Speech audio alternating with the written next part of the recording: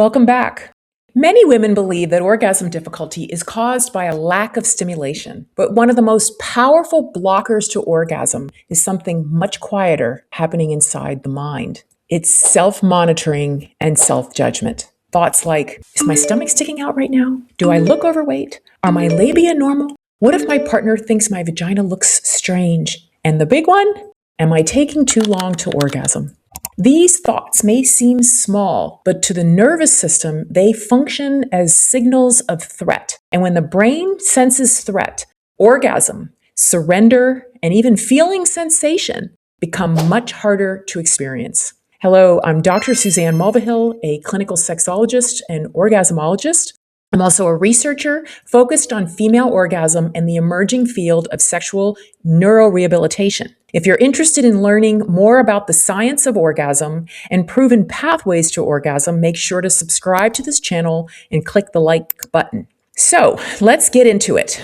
In the previous video, we talked about environmental safety, how things like privacy, noise, or the possibility of interruption can influence whether the nervous system feels safe enough to relax. But safety doesn't only come from the outside world. It also comes from inside our minds and inside our body. So today, we're going to explore how internal safety influences orgasm, including how the brain processes threat, what is threat, and how self-monitoring and self-judgment interfere even with our ability to experience sensation. Also, how our body image can activate protective responses inside the nervous system and how trauma can increase the brain's sensitivity to potential danger. The core question becomes, does your nervous system feel safe enough to let go? Because when the brain senses threat, whether from the environment or from our own thoughts, it shifts the body into protection mode. And protection mode and orgasm do not happen at the same time, meaning you can't be in protection mode and have an orgasm at the same time. Let's talk about the brain's threat detection system. Deep inside the brain is a structure called the amygdala, which is part of our limbic system. You may have heard it referred to as the caveman brain, right? So the amygdala functions like an alarm system. It's constantly scanning for signals of danger. This process happens automatically and often outside of our own conscious awareness. But the brain doesn't just scan the external environment, like what's happening outside of you. It also scans internal signals, including our thoughts, body perceptions, and emotional memories. If those internal signals are suggesting judgment, self-evaluation, or threat, they signal threat, the nervous system may shift into the vigilance center rather than relaxation. And what that means, the vigilance center, like hypervigilance, is the constant monitoring, right? And women often talk about these walls, mental walls. I've talked about this in the previous video about the mental walls and how they go up, especially if there was any form of trauma in their past. And even with cultural scripts, right, that teach us women to be a certain way. I mean, I grew up with watching Our Reputation, and just these even unspoken cultural messages that work against us actually experiencing orgasm, which may be why we are now in what is called the Diagnostic and Statistical Manual of Mental Disorders, the 5th edition, TR, the most recent one that was published in 2022 that psychologists and the mental health industry uses to evaluate psychological conditions, even though I don't see orgasm difficulty fully as a psychological problem. It's a neurorehabilitation issue, like orgasm rehabilitation. So orgasm requires the opposite state of vigilance. It requires, and this is proven in science, absorption in the experience of sensation or in the experience that you're having, whether you're having it with fantasy, alone, or with your partner, the full experience where your brain can let go and allow your body to have this experience. So it requires absorption in sensation, relaxation, and surrender. So let's talk about the role of self-monitoring. One of the most common internal barriers is something researchers call spectatoring. This concept called spectatoring, like when you think about being a spectator, right? When you go to watch a hockey game or you go to watch a concert, we're a spectator. We're watching this event. And this concept originally described in sex research by Masters and Johnson, refers to the moment when a person stops experiencing the sensations and begins observing themselves from the outside, like watching the experience. Like it's a form of disassociation, meaning we're no longer connected to what's happening inside and we're evaluating it from outside. So when this happens, instead of feeling what's happening in the body, attention moves into evaluation and monitoring. And for many women, the internal dialogue may sound something like, am I okay in this situation? Am I taking too long to orgasm? I can't tell you how many women have shared that. And, partners can facilitate this calming of our mind or can elevate it. Even myself being one time in a situation with a partner, my husband, who said to me, "Did you come yet?" Honestly, did that calm me down? No. So partners, be aware of your language and how you're speaking to your partner, because we don't want her alert system to go on. And this goes even women if you're alone and involved in self-pleasure. The mind may still generate similar thoughts. Am I going to orgasm this time? One woman had described it to me as, and I thought this was great. She was training herself how to keep her nervous system calm. She was using cannabis. She was one of my interviewees in my dissertation research. And she said, my mind will come in and say, you're about to orgasm. You're going to be orgasming soon. And she told her brain, thank you so much for telling me. And that's really not helpful. So that's an example of like working with your thoughts, which is another whole video of how we work with our thoughts, and realizing to the nervous system, these thoughts function as signals of evaluation or rejection. And when the brain senses this evaluation, again, the attention shifts away from the body and into that monitoring and spectatoring mode. And here again, the brain cannot relax into surrender. And then we'll start wondering, how come I'm not feeling any sensation? Well, check and see. If you're not feeling sensation, first see, am I feeling safe? Is my environment safe? Am I saying anything to myself? Like you can do an internal check.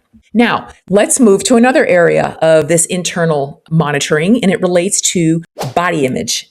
Body image plays a powerful role in internal safety. Research in sexual psychology show that body self-consciousness can significantly interfere with sexual arousal and orgasm. Concerns about the appearance of stomach, breasts, thighs, your clitoris, your vulva can trigger subtle feelings of exposure or judgment, which is internalized by your nervous system, naturally, mine too, all of our nervous systems, as a threat. So even if a partner is supportive, the internal perception of evaluation can activate the brain's threat system. And when this happens, the nervous system prioritizes, again, protection over pleasure.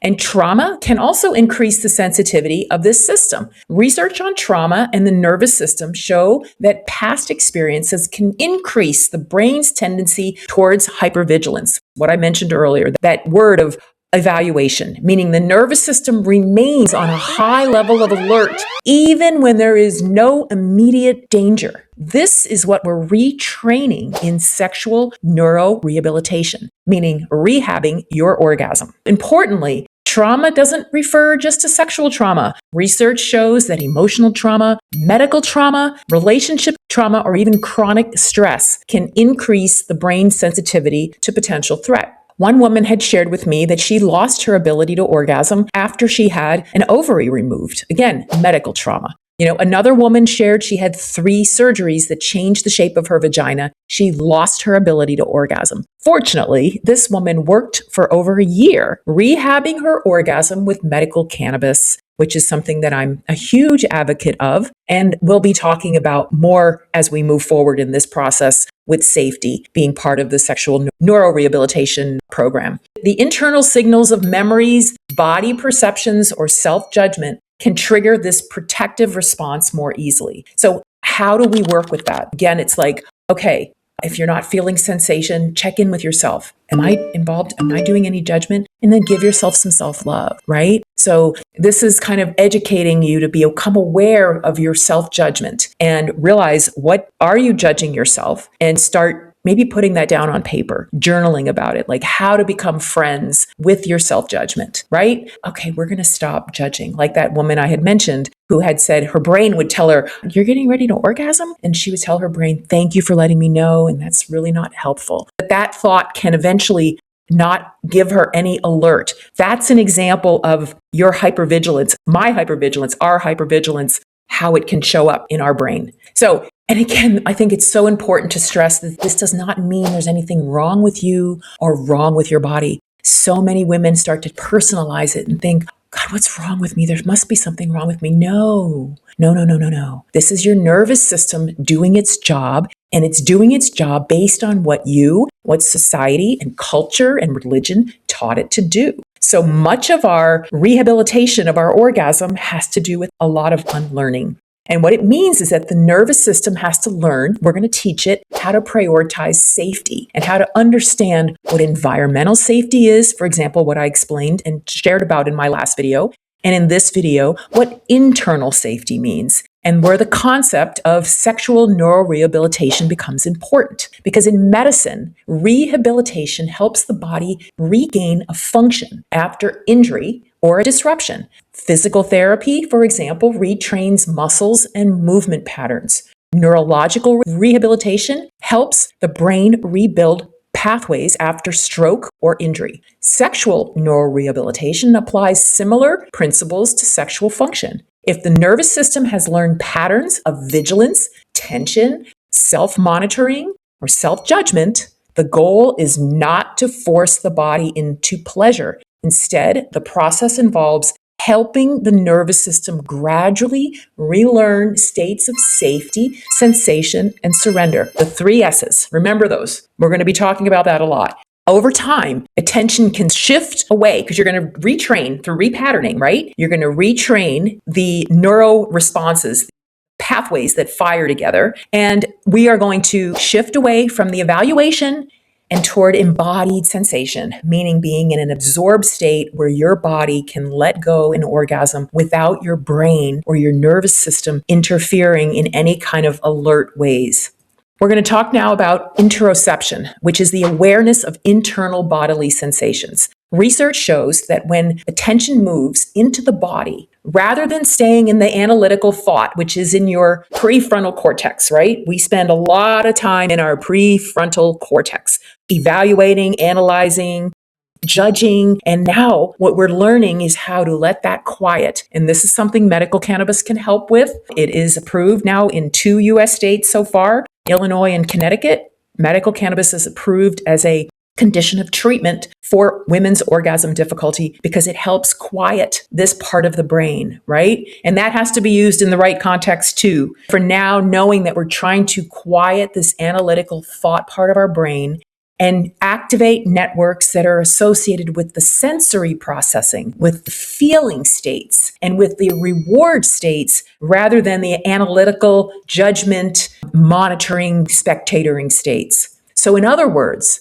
pleasure becomes more accessible when the body is absorbed in sensation rather than monitoring the experience. So, a key insight is when someone experiences difficulty experiencing orgasm, the issue may not be stimulation at all. It has nothing to do with getting another vibrator. In many cases, it is that the nervous system has received internal signals of threat or evaluation. So, we are in a process of teaching our nervous system, retraining ourselves through the process called neuroplasticity to teach the nervous system that it's safe enough to let go. Because when women struggle with orgasm, they often are going to assume there's something wrong with them or there's wrong with their body.